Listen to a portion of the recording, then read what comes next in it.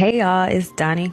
I'm back with the rest of, the next part. We're going to see how it goes for the Major Arcana series in the Tarot. And we left off on the Chariot, and now we are on the 8th card of the Major Arcana, which is the Strength card, okay?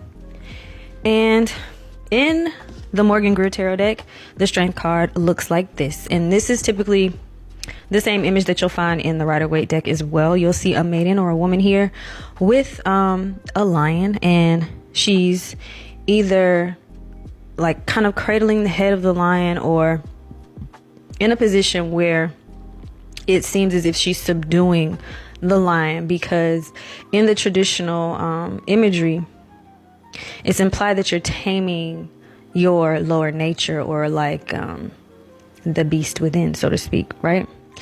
And one of the key factors of the Strength card that I do enjoy is that, given that this is the number 8, this is a Scorpio card, but we see a lion here, which is the interplay of fire and water.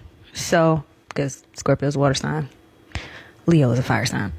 So, which also plays into the higher octave archetype of Scorpio, which is the Phoenix, which is also associated with the element of fire. Okay, so in this image here, it seems like, you know, a jungle theme. I think that maybe they were trying to play on the lion being associated with being king of the jungle, but we know that's not true because the tiger is, but we're not going to do that right now.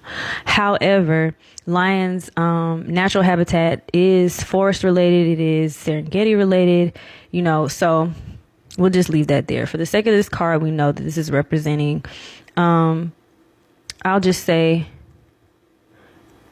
a force that we have that needs to be directed. And so the feminine figure here is the one who is able to calm that energy and integrate it versus completely suppress it. And what I want to say, though, is that I feel like that's kind of, I don't want to say flawed, but I think it's kind of misrepresented in a way, only because of what I've grown to learn about lion symbology, but I understand it. I'll leave it like that. So with the number 8 here representing Scorpio, let's just say, for the sake of this card, that this image is showing that deeply passionate expressions, or having a deeply passionate nature without being able to integrate your passions. And I don't want to say control them. I would rather say have a healthy relationship with them will be detrimental. It doesn't really help. It's better when you're able to have a positive relationship with your desires, because Scorpio is associated with desire. And remember, the number 8 is also Scorpio, and it's also the 8th house. That means that you want to look to 8th house themes that are deeply transformative, that can be very intense and sometimes disturbing if you're not really used to having a relationship with that energy or facing that energy, because the 8th house has to do with hidden things too sometimes. The 12th house as well, but just in a different way and context. But the 8th house and Scorpio has to do with transformative things and the willingness to face said uncomfortable, intense, and transformative things. And even with saying willingness, it comes back to the element of fire, because fire is an element of the will. So you have to be able to be brave enough to really self-examine, to be self-reflective, and to go deeper. Scorpio is fixed water. The 8th house is associated with fixed concepts, the concepts of death, inheritances, death taxes, and alimony, things of that nature are 8th house related. There's a debate as to whether or not the 8th house is associated with sex. I would say yes, because it is also because of the relationship between death and sex and that energy interplay in a certain way. So all of these things are relevant when it comes to the number 8, because it's regenerative energy. It's the ability to be able to break down and then to regenerate. So this is the same concept in the image, and it kind of looks like an 8 in a way. If you started here and you went down and around, you can kind of see the silhouette of that 8 energy in the card, in my opinion. I can. So that's what it looks like in the Morgan Grier deck. In the High Council Oracle and Tarot deck, I chose to use Yehuda the Governor, raising the frequency card, because I felt that was the one that was best related to this. There is a card for Yehuda's Oath, which I also can see the themes of, but I'm not sharing that card. So here, and I know it's inverted, just walk with me. It says Yehuda the Governor. It has spiritual guidance, okay? It has raised the frequency. It has psychic abilities and the third eye, and it also has divination and reverence. These themes align, in my opinion, because even with the symbol, with the white dress here, being an image of like cleanliness, purity, or a higher frequency than the other colors that are represented here, although I feel like green is a higher octave too. But what's similar here is that there's a theme here to rise, and there's a theme here to integrate. There's a theme here, in order to raise the frequency, you have to integrate lower natured experiences. You have to be able to transmute pain. You have to be able to know how to alchemize those things, right?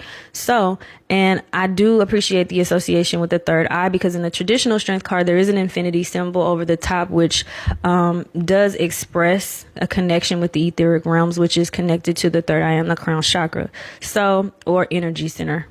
And psychic abilities is also a theme that is associated with the strength card, because having the ability to have spiritual insight is what allows you to know what parts of what needs to be elevated within, allows you to move forward in your actual life. That's what I would say. And it'll help you to navigate your relationships, decision making, all of those things when they're incorporated and integrated the right way. All right. So, and then of course, I also wanted to say the lion being represented on this card, to me, speaks more deeply to the strength themes, in my opinion, because not only is the blue here, which reminds me of the water sign Scorpio, and it does have, you know, these 4 expressions of spiritual energies and the interplay of those. I feel like when I see this card, so there is fire, there is water, there is, you know, elevation, intuition here, and there's also knowledge of self represented here too in this card, in my opinion. It is represented in the other card in its own way, but I appreciate that in this card the energy of the lion is not being suppressed or subdued. This looks like integration to me immediately, right away. All right, so the 9th card is the Hermit. The 9th card is associated with Virgo. The Hermit is supposed to represent Virgo. However, the 9th zodiac sign is Sagittarius. So let's look at the Sagittarius and Virgo themes in the Hermit card. Okay. In the Morgan Grier deck, you see that the Hermit, and this is a traditional image of the Hermit is carrying a lantern. And it's also spoken of that the Hermit and the Magician are the same person, but we know from the previous videos that the Fool is also is traveling through all of these archetypes within the major arcana, right? Or if you're looking at it externally, that these are people that the Fool is meeting along the journey. Okay. But the Hermit is also the eternal child. The Hermit holds the secret that he understands that to the metaphor of being able to enter the kingdom of heaven, you have to be like a child. That's why he's still carrying this light. He hasn't lost his sense of wonder or imagination. He's just older in the physical form, in the body. He's you could even think about the concept of a wise fool, because this is the fool going through the journey, right? This is the fool after he's learned a certain amount of lessons, and he's completing a cycle, because again, the number 9 is here. As far as Sagittarius goes, being a fire sign, Sagittarius would be an illuminator in some ways. If you've ever encountered a Sagittarius who is self-aware, or a Sagittarius who wants to grow and chooses, like, because they're always fun, they're always spontaneous. Sagittarius is always learning though too. And I find that the Sagittariuses that I've met in my life who are committed to self-improvement are always able to share what they've learned, integrate what they've learned, and have that sense of wisdom and knowledge. And there are people who are able to be leaders in their lives and in their families and in their communities. Okay.